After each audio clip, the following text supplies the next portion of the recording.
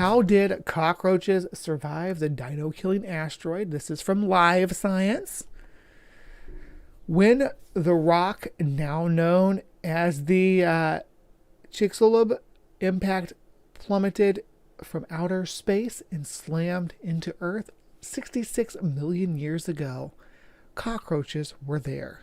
The impact caused a massive earthquake. Scientists think it also triggered volcanic eruptions thousands of miles from the impact site.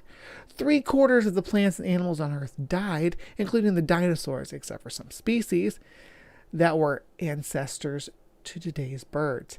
How could roaches, a couple of inches long, survive when so many powerful animals went extinct? It turns out that they were really nicely equipped to live through a meteoric catastrophe. If you've ever seen a cockroach, you've probably noticed that their bodies are very flat. This is not an accident. Flatter insects can squeeze themselves into tighter spaces. This enables them to hide practically anywhere, and it may have helped them survive the Chicxulub impact. Yes, cockroaches are very flat. That's why they're so hard to get rid of, too. When the meteor struck, temperatures on Earth's surface skyrocketed. Many animals had nowhere to flee, but roaches could take shelter in tiny soil crevices, which provided excellent protection from heat. The meteor impact triggered a cascade effect. It kicked up so much dust that the sky darkened. As the sun dimmed, the temperature plunged, and the conditions became wintry around the globe.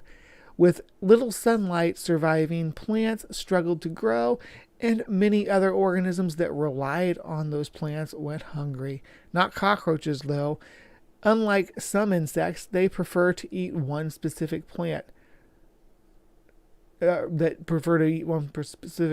Cockroaches are omnivorous scavengers. This means they will eat most foods that come from animals or plants, as well as cardboard, some kinds of cloth, clothing, and even poop. Lots of insects eat feces, though. Having appetites that aren't picky has allowed cockroaches to survive lean times since the Chicxulub extinction and other natural disasters. Another helpful trait is that cockroaches lay eggs in little protective cases.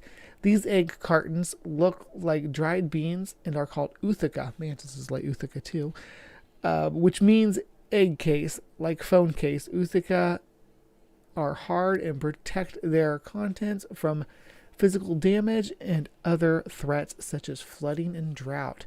Some cockroaches may have waited out part of the catastrophe from the comfort of their ootheca.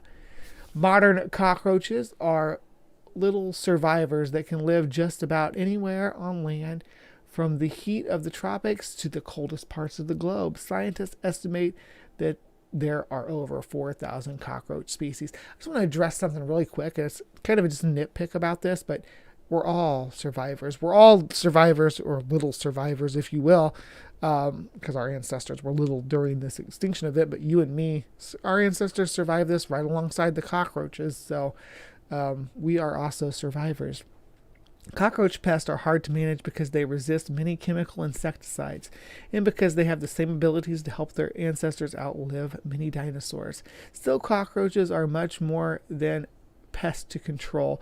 Researchers study cockroaches to understand how they move and how their bodies are designed, to get ideas for building better robots.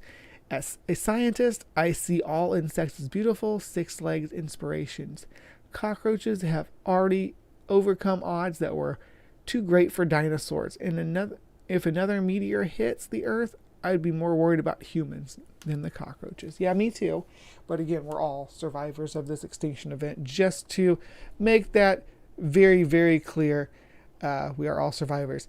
Some cockroaches actually carry their egg case inside of carry their ootheca inside of them.